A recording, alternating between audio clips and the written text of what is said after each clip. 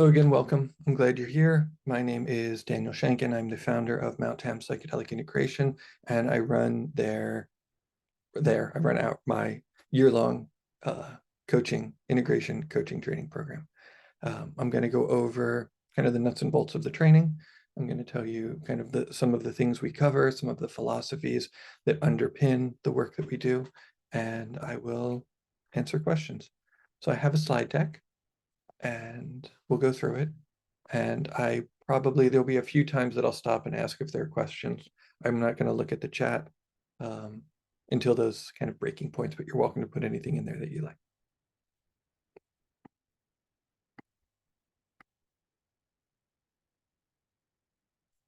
All right, so this is the info session. Just like a good psychedelic experience, we've probably heard that we start with an intention. We want to be intentional and conscious about what we do. The training program has an intention, and it's simple because often simple intentions are the best, right? We want to we're here to create really excellent coaches, kind of formidable coaches that can be of really superior service to the people in their communities, the psychedelic community at large. And then the intention of this call is to give you the information to help you decide if you think the program's a good fit for you. So there's no hard sell and there's no kind of tricky sales tactics. It's an info session. We keep our class pretty small. You know, if there's somewhere between 12 and 20 people, we're happy. So, you know, we're not trying to pack people in too much. Rightness of fit's kind of a big deal. So we're meeting because we've received many requests over the past several years to create a program, a coaching training program. And so this is that program. And we want you to have the information that you need to make that decision. So who might be a good fit? And I'm going to start on the right-hand side, and then I'll go over to the left-hand side. So good-hearted people, brilliant, sincere, humble, and capable. Sometimes people are like, do I need to have a degree of some kind? You don't need to have a degree. But we're looking for people who simply need tools and methodologies, time and space to practice, perhaps a little confidence in a community of support. So sometimes we come out of psychedelic ceremony and we're told, okay, now you go help people, right? Now you go serve, you kind of share the goodness that you have received. And this was me 25 years ago. And I got that message and I was like, okay, how? Right, I had no clue. And these kinds of programs didn't exist back then. So I did other stuff. I, became a yoga teacher, a meditation teacher. I learned, hands-on healing, these kinds of things. And, my integration process was, there was an internal part of, how I could grow as a person, but then there was also kind of this technical skill building. And so that's kind of what we're hoping to do, is give technical skills to people who have heard that call. So on the left-hand side, aspiring coaches, people who are interested in being of service to others as a professional coach. Perhaps you've received coaching, perhaps you've heard about coaching, you think it's a cool thing, and you want to do it, and you want to do it in the psychedelic field. We get a lot of people who are independent healing artists, people who are already yoga teachers, Pilates teachers, skydiving instructors, death doulas, things of that nature. You get it? We've had some actors, we've had some designers, things like that, right? So it's kind of good. It's always nice if you have some experience as kind of an independent contractor, freelancer, solopreneur of sorts, because this is not, people have done it. People have parlayed this into careers and, 9-to-5s of sorts, but for the most part, you'll be, macheting your own path if you decide to become an integration coach. So having a little bit of independent work experience is helpful, not necessarily helpful. Psychedelic ceremony facilitators. Maybe you're already sitting for people. Maybe you've got a gig down in Peru where you are going to be, where you support people in ceremony space, but you want the skills for pre and post. It's like, oh, I want to, I'm good. Like I can, I can keep people in a good space while that's happening, but maybe I want kind of a formula or at least a structure, a framework for preparing somebody. Let's say I'm not in Peru, I'm in Florida, and somebody shows up and they're curious about this. How do I get them ready? Maybe somebody came back from Peru and they're feeling a little rough around the edges. How can I support them, in a meaningful way, and sort of can create a container for that. So some of that. And then every once in a while we don't get a lot of therapists, but sometimes we get a therapist or two who kind of want psychedelic know-how, right? Um, so those are some of the folks. And of course, it's not limited to this. One thing I would like to just say is that this is a training program. This isn't group therapy, right? So this isn't kind of designed like, you will be doing some inner work, especially with your classmates. You'll coach them, they'll coach you. But, um, I would just, humbly would say that, if you feel like you need kind of deep therapeutic healing, this isn't that. It's a training program. So it is designed to train you towards both personal and coaching mastery in order for you to make a huge impact in your clients' lives, which means that, we're going to ask you to use the tools that we're asked that you would use with other people, right? We want you to do it in the laboratory of your own body and nervous system first, right? And you'll do that with your classmates. A lot of your homework is do this practice, tell us what you got out of it.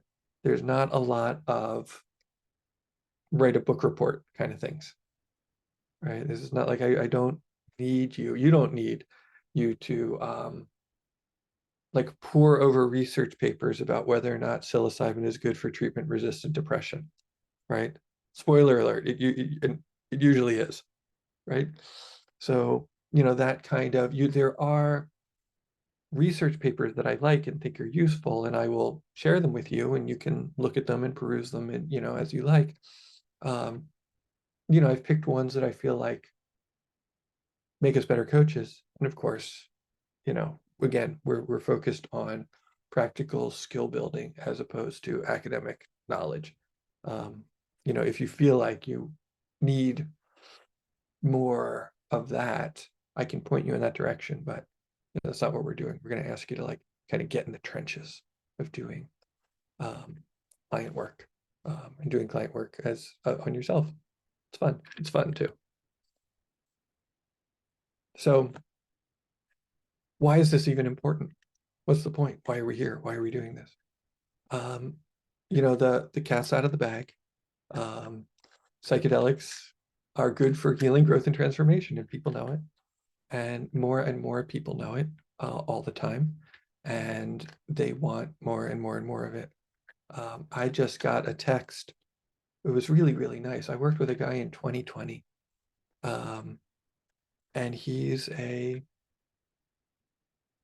football coach um, for is it major league? Like, do they call it major leagues when it's football? It's like Major League Baseball. Like, he's like a real team. Like oh wait, no, he's the medical. Anyway, he's a regular guy. He's a physician for a team. That's what his deal is. He's a sports medicine guy. Regular guy. And it saved his life. It saved his marriage. It saved, it sent his career trajectory into a new level. And people are hungry for this, right? And the thing is like that guy didn't want or need a therapeutic intervention. Like he doesn't therapy wasn't like his thing. Like he wasn't drawn to therapy. He was a healthy guy. He was doing pretty great in his life. He did have he might have been overselling it when he was giving me this nice testimonial. But there are people who therapy maybe isn't right for them, the therapeutic approach. They would prefer a coaching model, right? And so in a moment, we're going to talk about what the difference is between coaching and therapy, and why the coaching model might be better for some people. And why, like in the hands of kind of mindful, psychedelically informed people, like the coaching model is even better, right? So it's let's talk about that. Why? So ICF. ICF is the International Coaching Federation, right? And so we'll use their definition because why not? Who else are we going to ask? And I think it's a good one.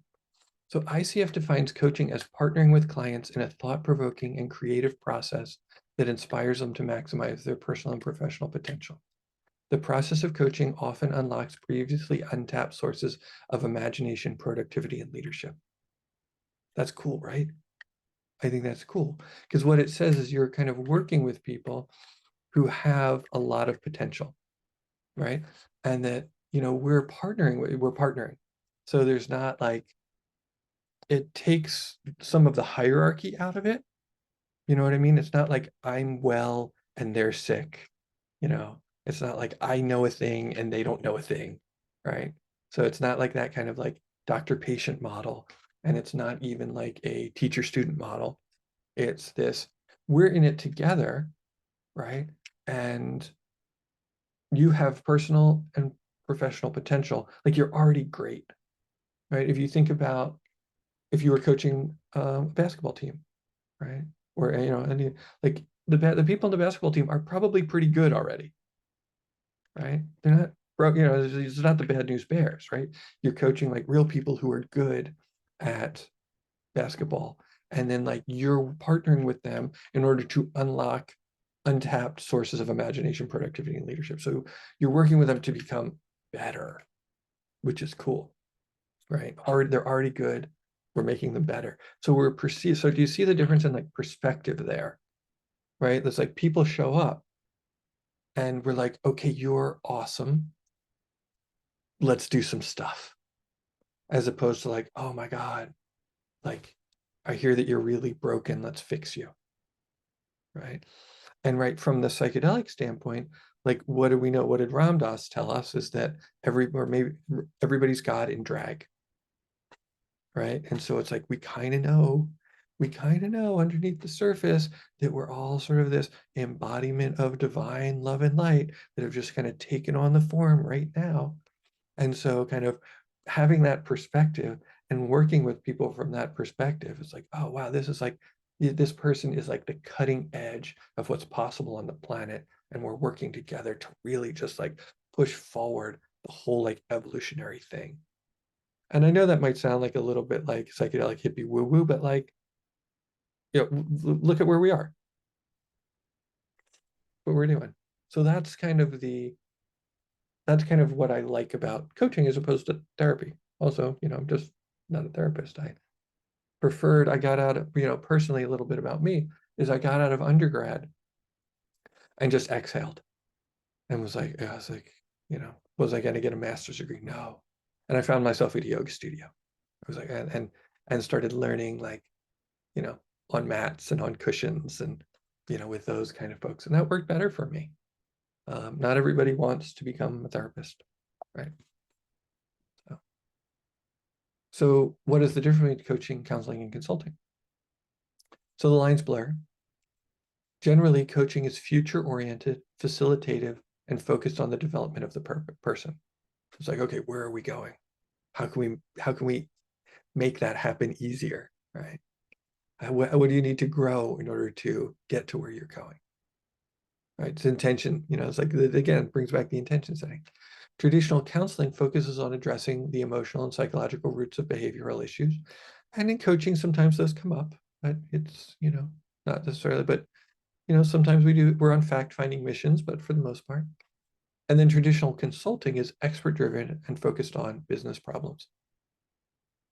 Depending on the needs of a particular situation, each form of support has its place and values. So when I think of consulting in this space, often what I find is that a lot of the time, it's not always, but sometimes things like microdosing coaching is like closer to consulting. Right? Somebody comes, they're like, I hear microdosing is good. And they're like, Okay, well, you can microdose with this substance, or you can microdose with that substance. You could do it once every 3 days, or you could do it 3 days on and 3 days off. You could do it like this, or you could do it like that, right? So that's a consulting role, right? So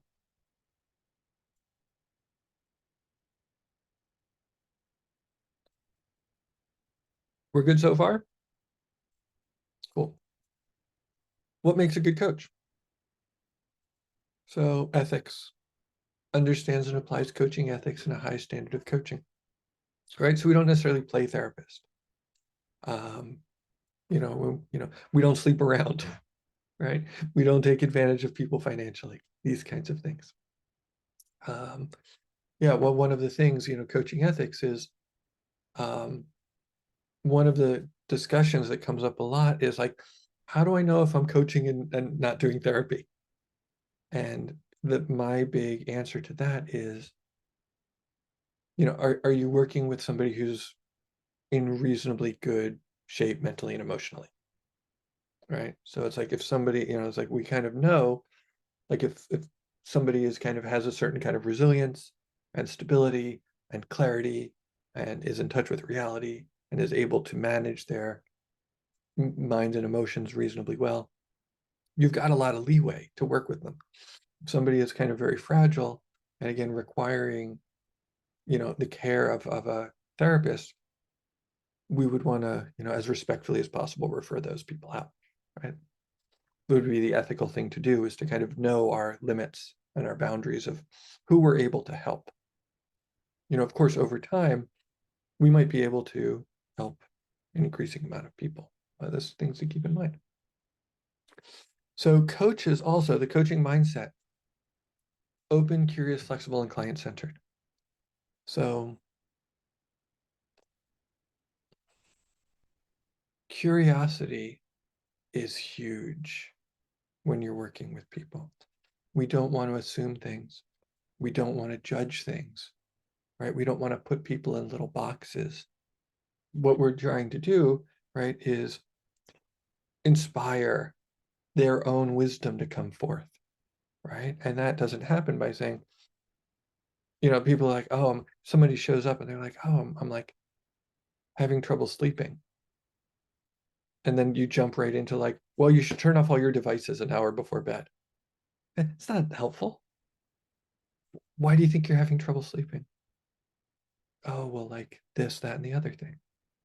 Okay, well, why is that, this, that, and the other thing happening? Oh, because this, that, and the other thing, right? And so we work on getting them to a place where they say aha themselves, right? You ask the right questions until the awareness comes forth, right? And then they don't sometimes even solve their own problems, right? So that's curious.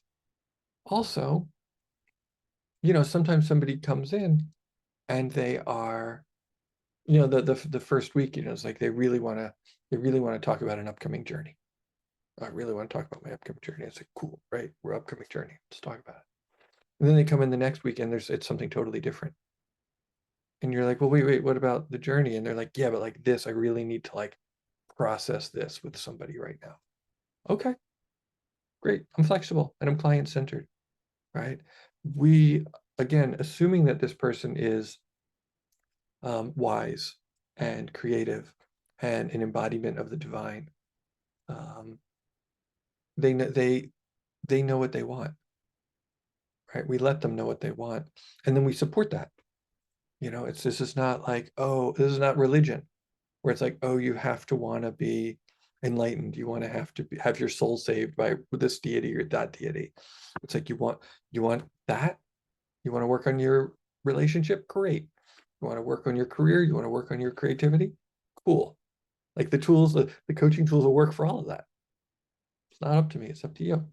And so that kind of service orientation, the client-centered, curious orientation will hopefully create trust and safety. Because I don't have an agenda, right? I don't care.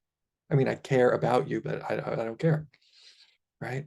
And so a safe, supportive environment that's judgment-free, where I don't lay my trips on people. I don't, try and tell them what their psychedelic journeys mean, because that's weird. Oh, you saw this? Well, oh, you saw a red bird. Well, red is the root chakra. And in my animal spirit book, the hawk means this, so it must mean that. You don't know. You don't know. Give the person space, right? And give them the respect to have that space, right? And then also co-creating, we want to co-create relationships. So we create clear agreements about the coaching relationship, about the processes and the plans and the goals, right? We establish agreements for the overall coaching engagement. Hey, we're going to work together for 3 months, and this is what it's going to look like, and this is how we're going to meet, and this is, we're going to check in at this point and at this point to, do those kinds of things. And then, like I said, each coaching session, what's the session going to look like today? This is one of the things I think is important. Do you think that's important? Do you have something else on your mind? And so we're working together again as partners where, and really the client's vote trumps yours because, you're client-centered. Maintaining presence. Sometimes people need to be seen and heard. This is why integration circles work so well. People need to be seen and heard. And so we maintain presence, right? We make sure we're free of distractions. Maybe we sat on our cushion ahead of time, right? To clear our minds and to clear our energy. So, we maintain our presence, and that again allows us to remain flexible and to remain grounded. And, sometimes, they throw us a curveball and we're like, okay, I'm in a place where I can receive that, not be too thrown off guard, right? And what comes with that is active listening, right? So hopefully we're listening in such a way that the client feels, safe, supported, and encouraged, and almost excited to tell us what's really going on. Right?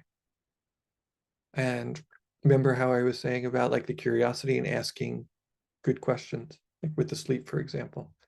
So that is to facilitate client insight, right?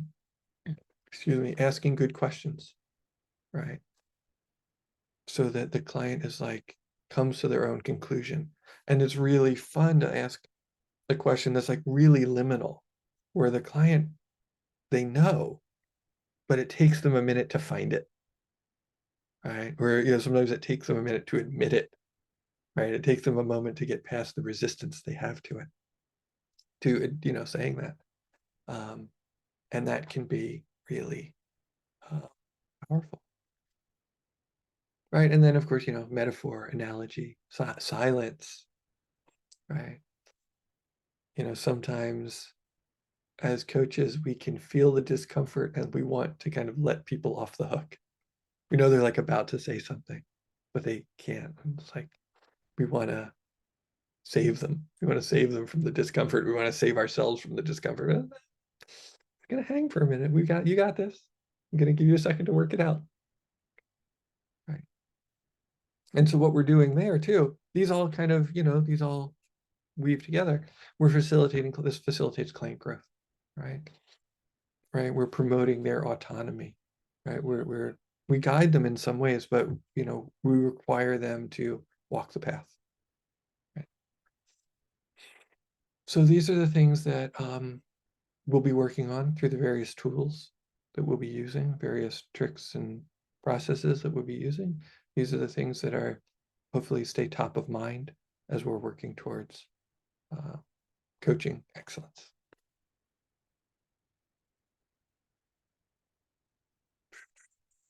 So that's coaching, and this is all coaching, by the way. If you're a relationship coach, if you're a health coach, if you're a business coach, all this stuff will translate. And this is one of the things that we've tried to do here is create a program that like you take it and then let's say in 2 years you're like, oh, I'm bored of psychedelics. I'm gonna be a digital marketing coach or something. I don't know. This will still work. Stuff will all still work.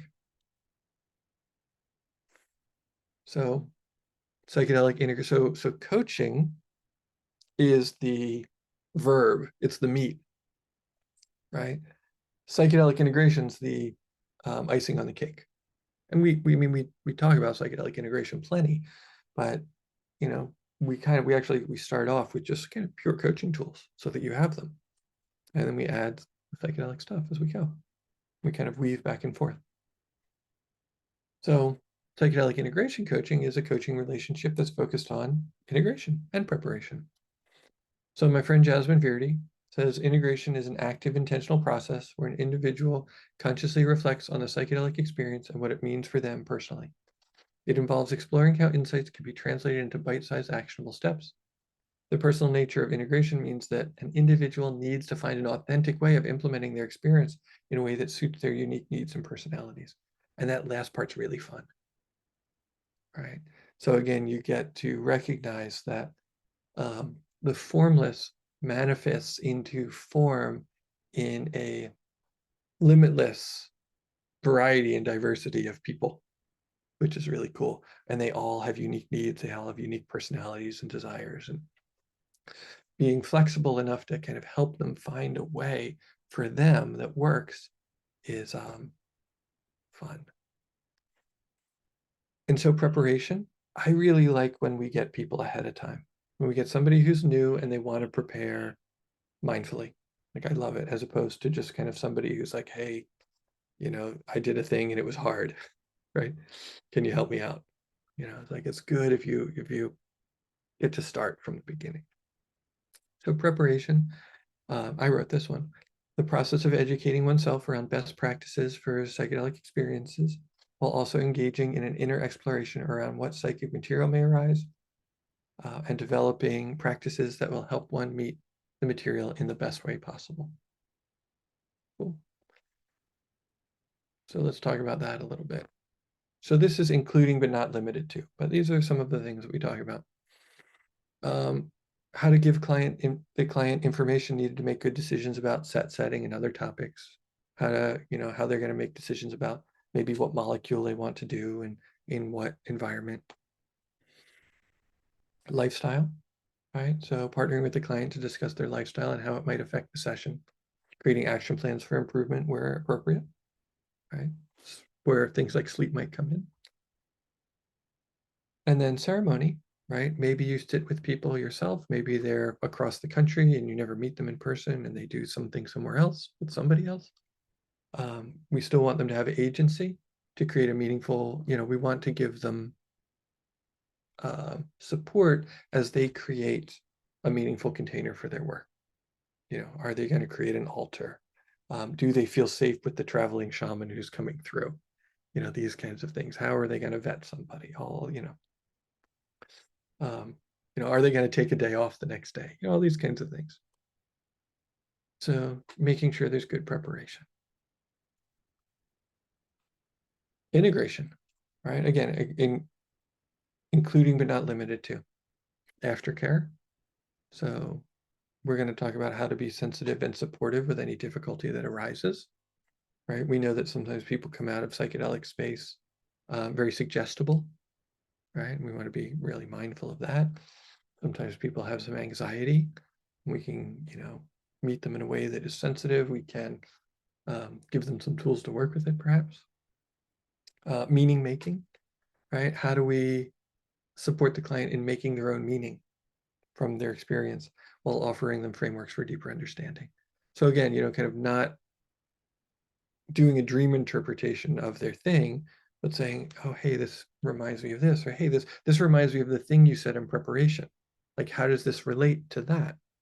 Right? Because sometimes people will set an intention and then they'll say, oh, my journey was like nothing about my intention. And then you're like, well, what if it was? I had one teacher who used to say to me, whenever I pray for patience, God gives me traffic. Right? And so sometimes your journeys are like that. You know what I mean? Oh, right. That's what. And then sustainable change. So often we come out of our journeys with marching orders of some kind. Hey, you should do this. Hey, you should do that. The mushroom says to us. And so how can we help our people do that in a way that is possible, right? And also in a way that sometimes we come out, sometimes when need has been repressed for a long time, it comes back with a vengeance. So sometimes we even want to work with people to, take baby steps, right? It's like, let's try to get that need met without just like nuking your life, right? Sometimes lives need to be changed and sometimes drastically, but, you know, also mindfully, also mindfully. And then, of course, we will talk about and practice sitting for each other. So these are some qualities of a good sitter from some of the greats like Jim Fadiman, Leary and Metzner, Janice Phelps. So, practicing having compassion, being relaxed, solid, accepting, and secure, cultivating an empathetic, abiding presence, cultivating a presence that enhances trust. So I'm bopping around. It's also good to do some study around spiritual traditions, ranges of experience that people have. Leary and Metzner, they're from the 60s and stuff. So they say things like the ability to turn off ego games, right? And so again, that kind of means like not having too much of an agenda, right? Right, not playing games. There we have it. Thoughts or questions so far?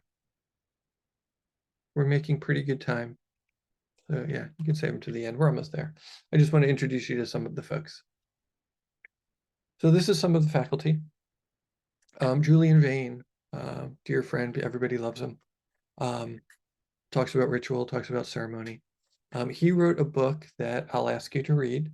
I recommend it to a lot of people. It's called, what's it called? Getting Higher. And really, it's the real how to change your mind. I mean, no shade to Michael Pollan, but how to change your mind is almost more about like why to change your mind. Or like, did you know that you could change your mind? But it's not really full of techniques, right? It's like Michael Pollan's answer to how to change your mind is, oh, take a psychedelic under the watchful eye of a medical professional, right? Whereas Julian's book is like, you can try this experiment, you can try this meditation. What if you do it together? So there's experiments, which is fun. Dr. Jessica Armstrong, and as she's known at Burning Man, Huggy. She runs she co-facilitates our women's circles, and she gives us an intro to internal family system and parts work, right? And I know parts work can be a lot. You're not expected to be expert in it, but we want you to know it exists and kind of basically how it works. And so parts work, even if you're not using a strict IFS system, can be really useful for having conversations with people and discovering kind of competing ambitions. Atira Tan's really wonderful.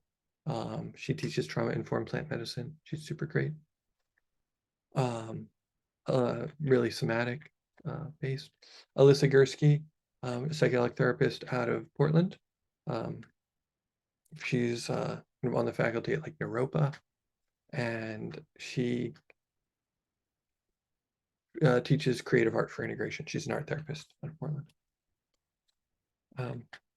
So most of our classes are live.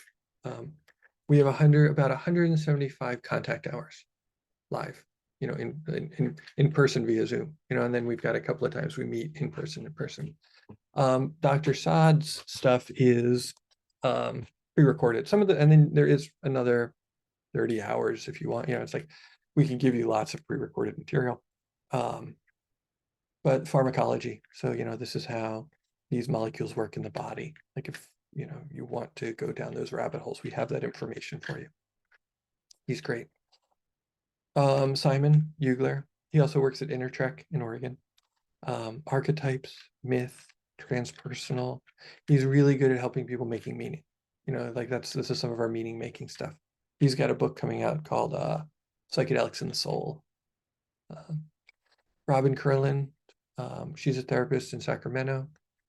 Ethics, trauma, working with repressed memories, working with people who are, a little bit on the fragile side, trauma-informed stuff. She's wonderful.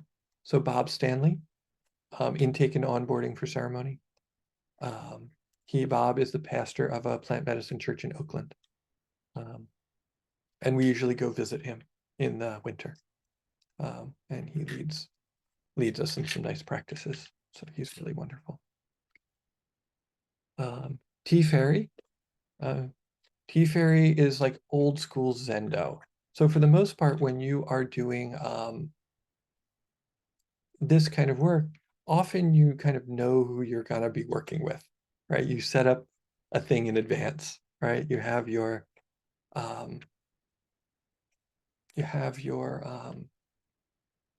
engagement, right? You've okay, hey, I want to work with you. Great, I want to work with you too, and you work together. Sometimes it's cool to talk about what happens out in the field, right? Because you spend a lot of time at rainbow gatherings, Burning Man, festivals, and things like that, like taking care of whoever happens to show up. And that's a whole other kind of art, right? Dante, I first met Tea Fairy at that conference as well in Philly, 2012. Yeah, I met her there too. Yeah. So Acacia Lewis, she's great. She talks a lot about spiritual sitting. She's got a very good Buddhist practice. She kind of hangs out with that crowd who will do like 20-gram journeys, 30-gram journeys, that kind of stuff. She's great. Joel, his stuff is pre-recorded. He talks about integration and space holding with 5-MeO DMT. So there's some 5-MeO information. He runs a 5-MeO training as well. He's great. And his partner is also part of this, Victoria. So she's really cool. She's there too. And then Robin, Robin is is our den mother. Robin is co-lead, assistant, co-facilitator, and she helps balance my energy, right? And so she brings this really sweet, loving, feminine presence. And she is also, has 30 years of ayahuasca experience under her belt. And so she will be talking about ceremony and preparation and various topics. And she'll be, supporting you if you have questions about the practices and things like that. And just, keeping the vibe high, right? Keeping the vibe high. Yeah, if you're mad at me, you can tell Robin, can't believe he did that. He's like, yeah, he does that sometimes. He didn't mean it. All right, and then mostly you'll be hanging out with me. And so we'll work on coaching methodology. A lot of that coaching methodology is rooted in both somatics and mindfulness. So we'll be kind of really looking at how to get the best out of the people in front of us and how to really show up for them and how to use a variety of tools and a variety of ways of kind of looking at people and how they change and how they change in a lasting way. So how do we create lasting kind of neuroplastic change so that people are able to have more choice, more creativity, even under pressure and under stress?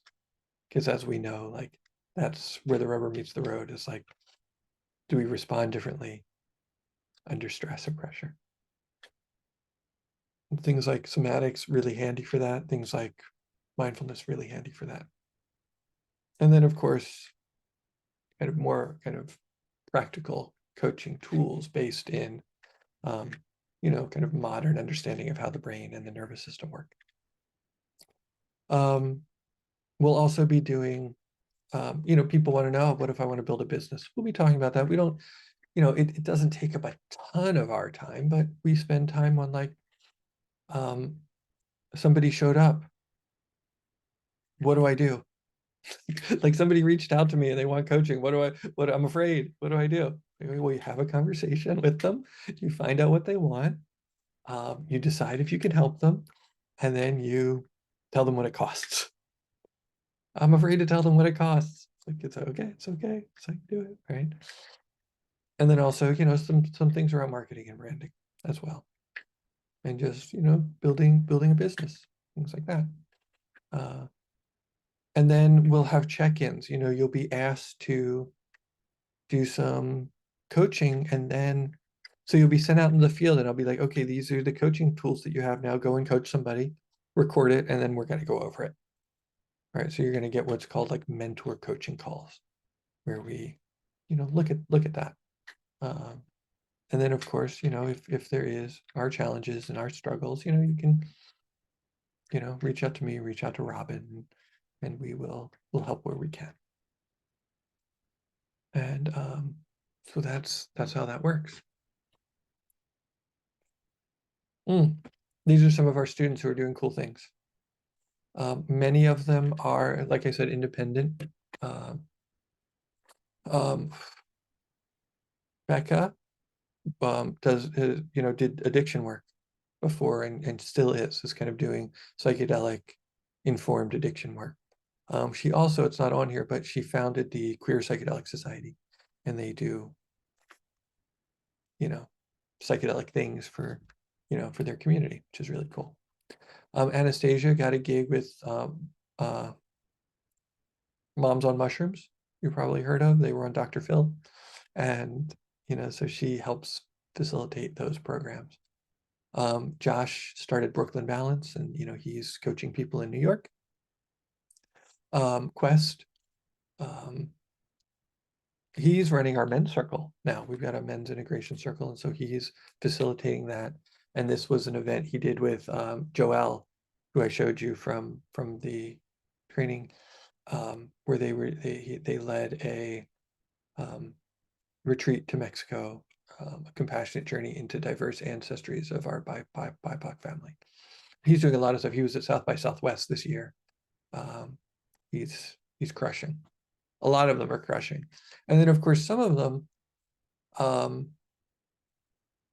aren't really trying to like be full-time, right? Like we've got a guy who is basically retired, and he just kind of wants to be a safe space for his other retired friends in the neighborhood, right? Kind of thing.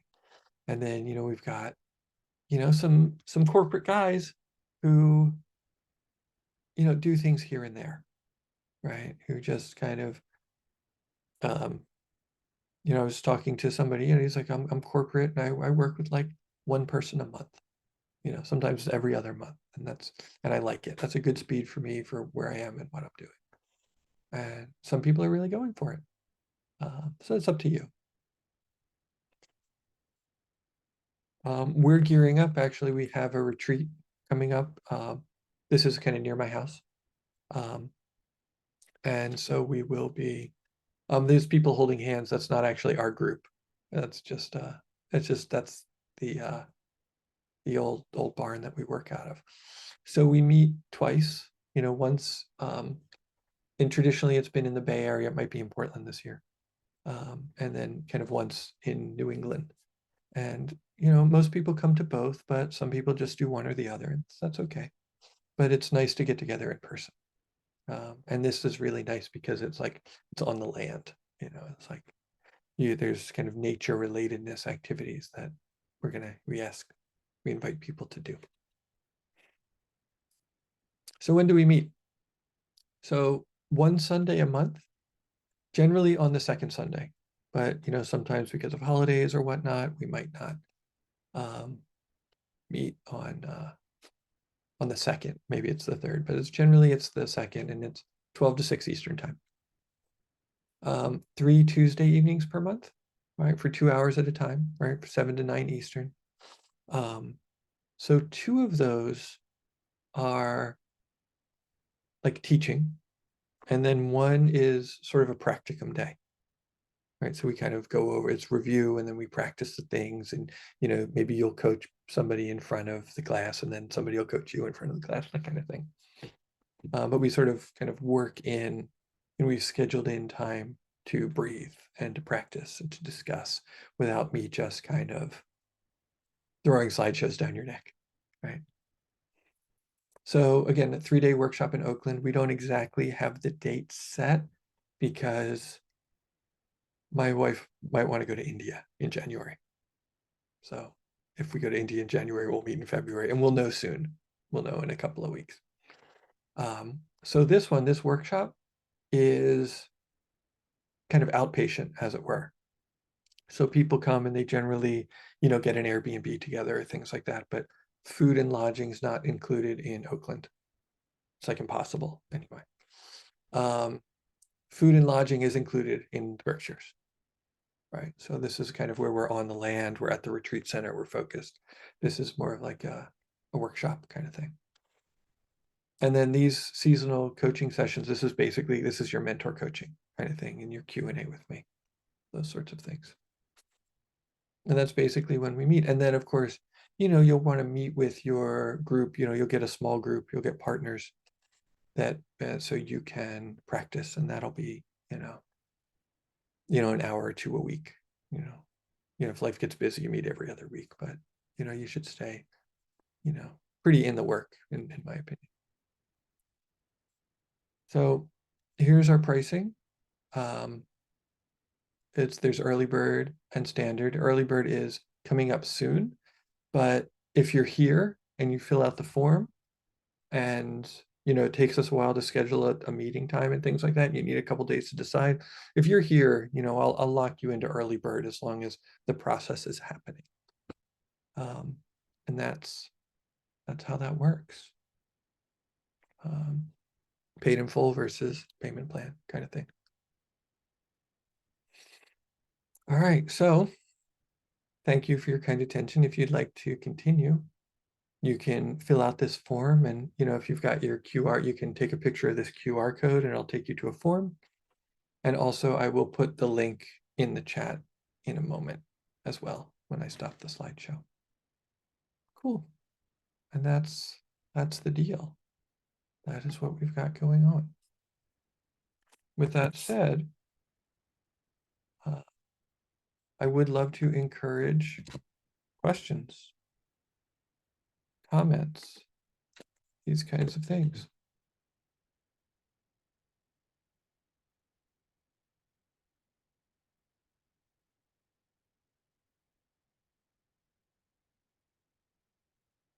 I have a question.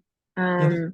This might be, I don't know if this is a silly question, but does this training program also certify us to like sit for psychedelic sessions, or is this really for prep and for integration? Well, so you used kind of a word that is kind of weighted. I mean, like the word certify. I just want to be clear that like there's no like certifying body for any of this stuff, like outside of like Oregon, right?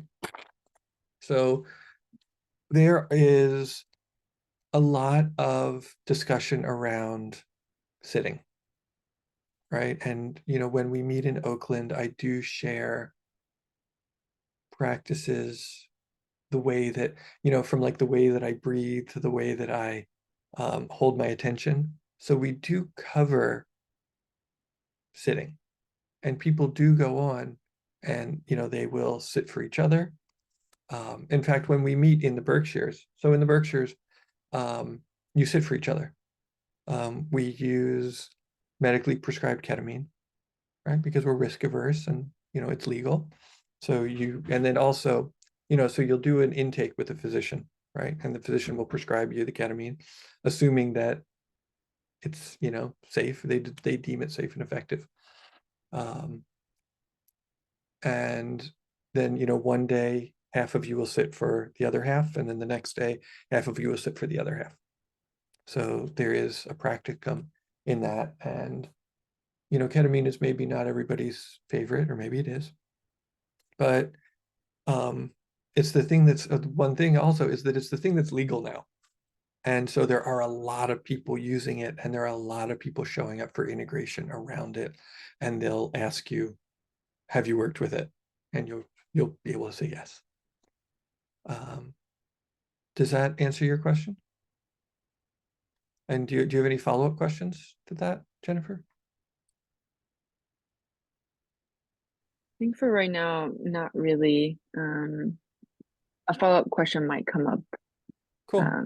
But thank you. Sure. The program starts in October. Apologize for not mentioning that. We start in October.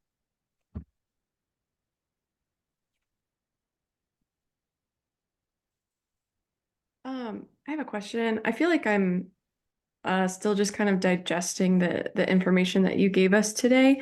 Sure. And if I have a question, it kind of takes me a minute to process sometimes. So if I have a question that comes up, is there a way to is there an email address I can send to or something like that? Sure. My email is daniel@tamintegration.com. Perfect. Thank you. Sure. Was it like just a deluge of information and people are still processing? I have a question. Is the oh, can you hear me? Yes. Oh, is entry kind of, I know there's early bird. Is it first to apply? Do you take whoever applies, or is there a criteria process that you're gonna call through? Generally, we set a meeting, there's that form that I'll ask you to fill out, and we will set up a time to talk, and then we will generally determine it together. Okay. And then I know there's no official certification at the end. So if the weekends conflict with something that we already have, what's the process or the criteria around that kind of? I'm flexible. It's nice if you can make it. Mhm. I'd really love it if you came to at least one, Okay. so we could look each other in the eyes and, get a picture together. Yeah. But I'm not very, it's that what's important is that you leave knowing how to coach, right? And so, that's what we'll want to, that's what we'll be shooting for. And, I think the retreats help, right? And I think participating in class helps. But I'm not trying to be I'm not like too strict. Okay. That's super helpful. Thank you. Yeah.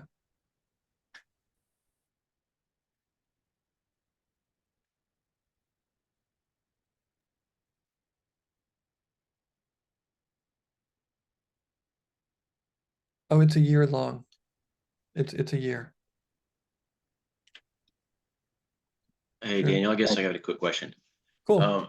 I got like several questions, I guess, Awesome. and I don't necessarily think we ought to do it in front of the whole group, but is there a way that I could maybe sit and chat with you or someone on your team just a little bit about my circumstances, and how I got to where I'm at, and how that may fit into just becoming a coach, and then and then I've got other questions like getting clientele and um, just all of this, and it would be consuming, and I don't want to take up too much time here, but Right. So what I would like you to do, what I'd ask you to do is fill out the form.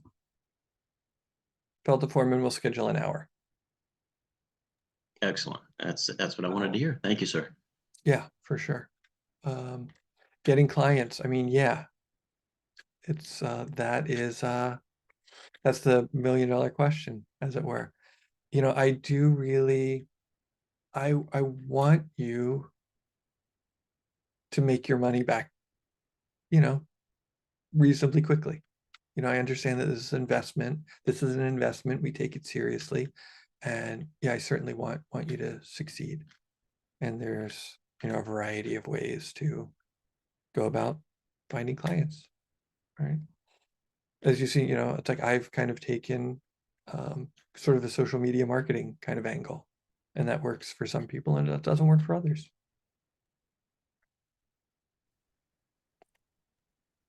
One of our graduates is all word of mouth.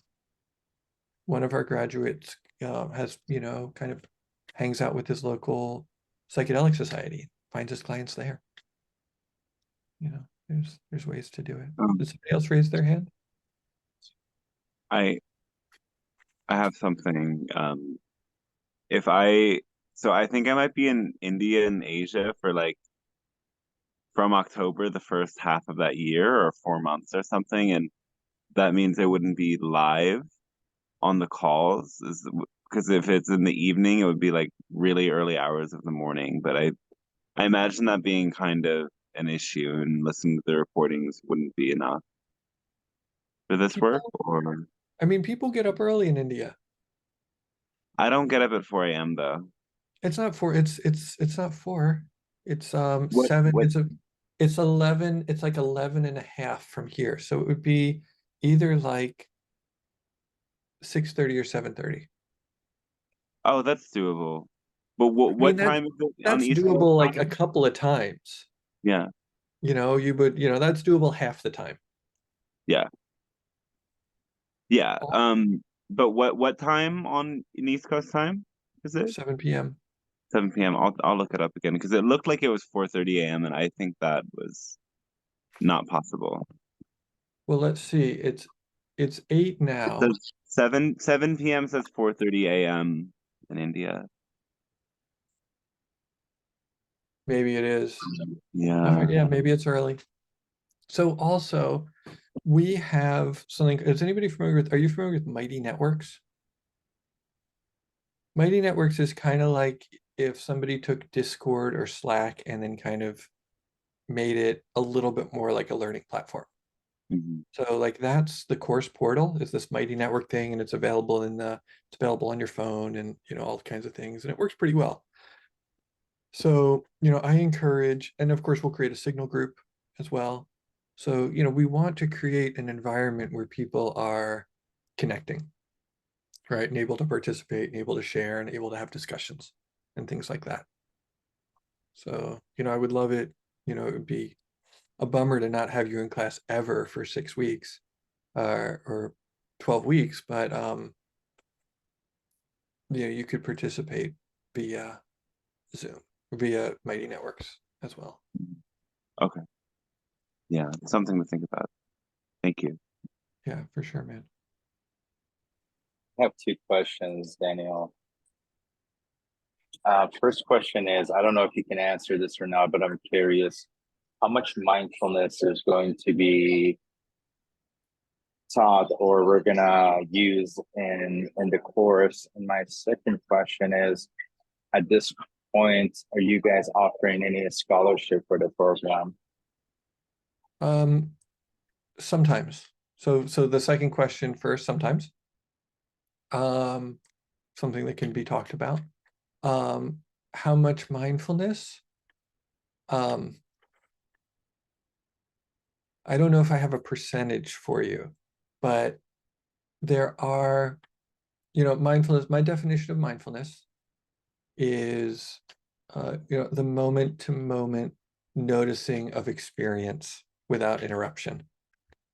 And so while it's not like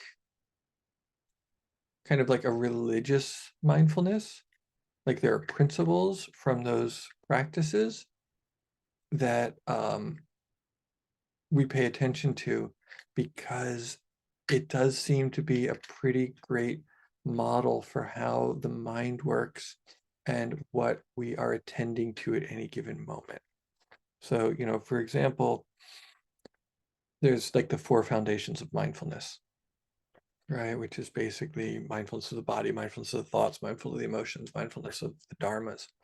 And so we use something very similar for engaging with the clients when we're trying to ask them what's going on with them, from like, what are the stories you tell yourself? How do we dig deeper into the emotional life around that kind of thing? How are we engaging with our habits of moving towards and away from these kinds of things? So, may I ask, what made you ask that? If maybe that can help me kind of hone in on an answer. Yeah, absolutely. My background is in mindfulness teaching, and one thing I've noticed when it comes to integration is how little either majority of people that I that I work with that I know or work and use mindfulness techniques. Mhm. And it's something that has been saving me and helping me throughout my journeys and integrations. So Yeah. I feel like there's not a lot of emphasizes, and everyone in the mindfulness field that I know and teachers that I work with, they're very careful when it comes to psychedelics, as you probably know. So slowly, as we see people like Jack Cornfield or Spring Washam are slowly talking about the whole psychedelic and mindfulness practices, but a lot of people try to stay away from it, and I'm trying to don't allow that fear to come into, at least into my work, and bringing that a lot more into the integration process. And that's why I'm asking, because I'm trying to push and put my own focus into that aspect of psychedelic integration and mindfulness. Yeah, that's awesome. That's awesome. I mean, you may have seen, I also have this 6-week class called Meditation for the Journey. That is a variety of kind of meditation techniques that are good for preparation and integration. I think it's really important. And of course, we know people like Jack Cornfield did his fair share of psychedelics, right? Roshi Joan Halifax did her fair share of psychedelics. There is this sort of like pipeline, this sort of like psychedelic to meditation pipeline. And, I don't think it should be one way. I think we should be going back and forth between them. So totally support that and understand where you're coming from. Thank you. Yeah. Brian, I can get you the slides. I mean, definitely you'll get a copy of the recording, which will have the slides in it. But I can get you the slides too if you want. All right, cool. So we're a little over an hour. I'll take more questions. Jennifer, yes. Yes, sorry. Are the retreats, are they separate cost They are not to separate cost. okay. I'm gonna put us on here. They are not separate costs. The one in New England is all inclusive.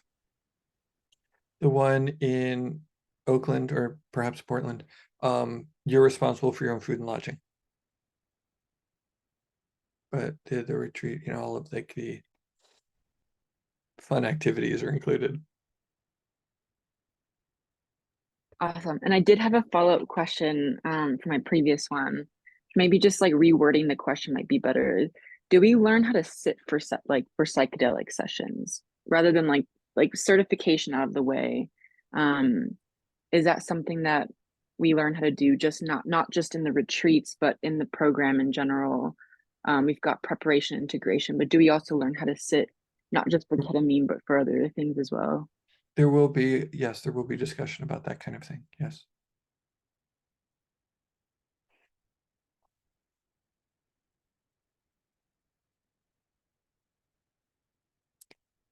How many years? This will be the third. This will be the third one. I also like I have been teaching yoga teacher trainings for quite some time. And so this, in a lot of ways, is a retrofitted yoga teacher training. Again, kind of why there's, in my mind, it's important that there's an emphasis on the practical. Because while, yoga philosophy is, of course, important, and, in a yoga teacher training, you should familiarize yourself with things like the Yoga Sutras and things of that nature, maybe some mythology or, other philosophies. At the end of the day, the question is, can you get somebody safely in and out of triangle pose? Right? That's what people are coming for, for the most part. And so, that's what we're focused on, getting people safely in and out of coaching poses.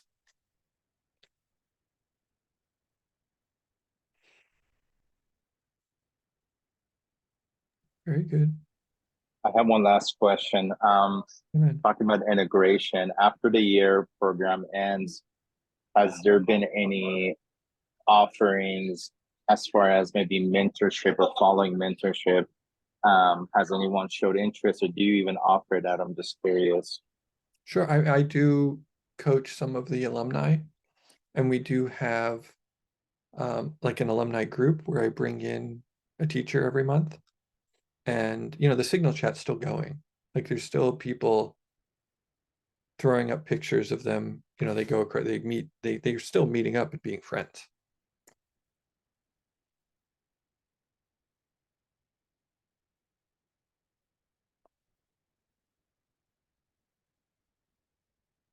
Cool. All right. Anything from anybody who hasn't said anything yet?